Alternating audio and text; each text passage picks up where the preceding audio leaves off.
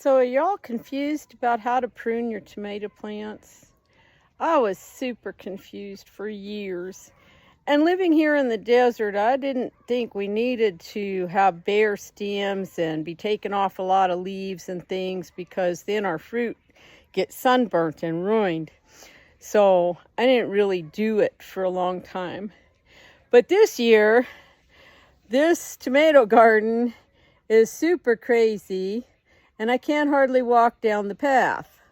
That's the path. You can see that there's not a lot of room for a person to get in there. So I have been working on pruning and tying things up. Now, these were a little overgrown when I got started, so there's a lot more suckers and branches and things that if I had started earlier wouldn't be here. But when I started, they already had fruit on them, so I left them. So I'm going to show you what to look for when you're trying to prune your tomato plant. Okay. Do you see this? This is a nice main stem here. And do you see this? This is a flower cluster.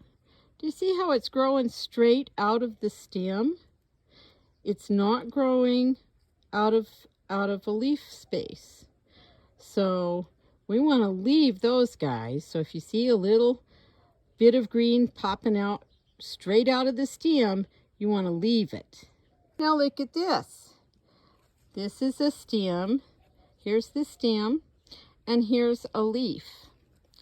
And look at this little bit of green popping out of that crack between the stem and the leaf. That's a sucker. That's what you want to prune off if you're trying to control the size and shape of your tomato plant.